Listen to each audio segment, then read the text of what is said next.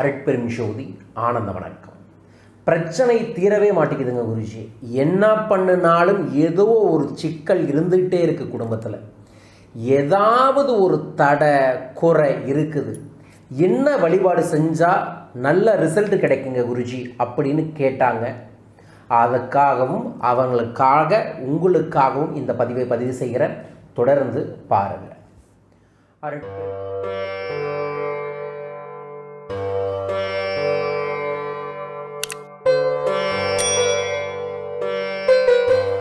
அருட்பெரும் ஜோதி அருட்பெரும் ஜோதி தனிப்பெரும் கருணை அருட்பெரும் ஜோதி.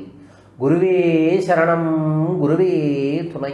குலதெய்வமே சரணம் குலதெய்வமே துணை. குபேரரே சரணம் குபேரரே துணை. ஆனந்த வணக்கம். அன்பர்களே, நம்ம எல்லாத்துக்குமே சந்தோஷம் இருக்குதோ இல்லையோ ஏதோ ஒரு தோஷம் இருக்குன்னு நம்ம அனைவருமே நம்புகிறோம். அந்த தோஷத்தை எல்லாம் போக்கணும் அப்படிங்கிறதுக்காகவே நமது முன்னோர்கள் நமது சித்தர்கள் ரொம்ப சூட்சமமாக மாதம் 2 நாள் வழிபடக்கூடிய ஒரு வழிபாடுகள் தான் பிரதோஷ வழிபாடுகளே. பிரதோஷ நேரத்தில் யார் ஒருவர் சிவன் கோயிலில் இருக்கிறார்களோ, சிவ நாமங்களை சொல்கிறார்களோ, அவர்களுக்கு அவர்களையே அறியாமல் அவர்கள் வாழ்வில் இருக்கக்கூடிய தோஷங்கள் படிப்படியாக காணாமல் போகும், நன்மை பெருகும். பிரதோஷ விரதம் என்பது சாதாரணமாக ஏதோ கோயிலுக்கு போகிறோம், சாமி கும்பிட்றோம், சாமி கிட்ட ஒரு அட்டனன்ஸ் போடுறோம் அப்படிங்கிறத அல்ல.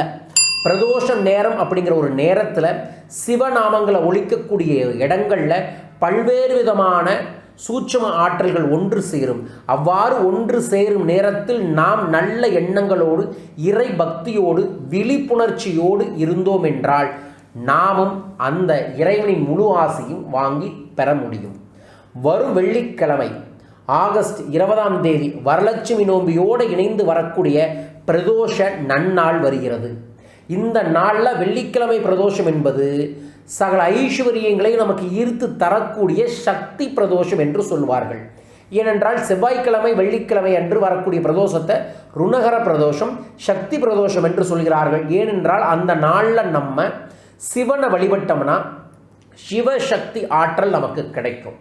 கோயில்கள் அனைத்தும் திறந்துட்டாங்க. அந்த நற்செய்தி வாய்ப்பு இருக்கிறவங்க கோயிலுக்கு போங்க, இல்லாதவங்க வீட்டில் இந்த வழிபாடை செய்யுங்க. வீட்டில் எப்பாறு பிரதோஷ வழிபாடுகள் செய்கிறது, உங்கள் வீட்டை நல்லா சுத்தப்படுத்திக்கங்க. காலை மதியம் எந்த உணவும் எடுத்துக்கொள்ளாமல் மாலை சரியாக 4:30 to 6 மணிக்குள்ள மஞ்சளில் பிள்ளையார் பிடிச்சி வச்சு அது கூட சிறுசாக நந்தீஸ்வரரை பிடிச்சி வச்சதுக்கு அப்புறம் லிங்கத்தை பிடிச்சி வைங்க. உங்கள் கையில் எப்படி பிடிச்சி வைக்கிறீங்களோ அப்படி மஞ்சளில் லிங்கம் பிடிச்சி வச்சுட்டு ஏதோ ஒரு இனிப்பு பிரசாதத்தை தயார் பண்ணி வச்சுட்டு அதற்கு பக்கத்தில் முன்னாடி உட்கார்ந்து நான் கீழே உங்களுக்கு டிஸ்கிரிப்ஷன் பாக்ஸில் பிரதோஷத்தப்ப செல்வத்தை ஆகர்ஷணப்படுத்தக்கூடிய ஒரு மந்திரம் இருக்குது. அந்த காமதேனு மந்திரத்தை உங்களுக்காக பகிர்ந்து கொள்கிறேன். அந்த மந்திரத்தை சொல்லுங்கள்.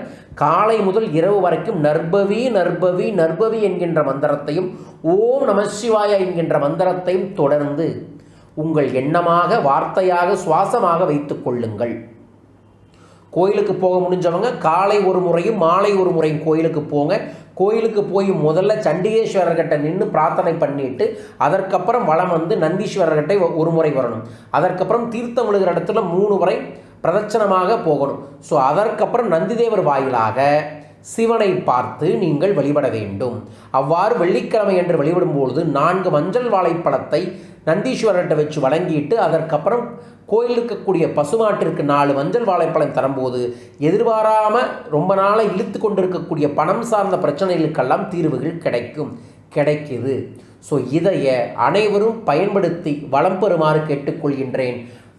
உங்கள் வாழ்க்கையில் இருக்கக்கூடிய பிரச்சனைகள் தீர்வதற்கு நிச்சயமாக இந்த வழிபாடும் கை கொடுக்கும். பயன்படுத்தி வளம் பெறுங்கள். எந்த சிவன் கோயிலுக்கு போகிறீங்க அப்படிங்கிறத கீழே இருக்கக்கூடிய கமெண்ட் பாக்ஸில் மென்ஷன் பண்ணுங்கள். நான் அன்னைக்கு உங்களுக்காக சிறப்பு பிரார்த்தனையும் செய்கிறேன். தொடர்ந்து பல சூட்சம ரகசியங்களை உங்களுடன் பகிர்ந்து கொள்கின்றேன். லைக் பண்ணி ஷேர் பண்ணி இந்த பெல் பட்டனை ப்ரெஸ் பண்ணி சப்ஸ்கிரைப் பண்ணுங்கள். மீண்டும் அற்புதமான பதிவுடன் உங்களை சந்திக்கின்றேன். வாழ்க பணமுடன். நன்றிகள் கோடி. ஜெய் ஆனந்தம்.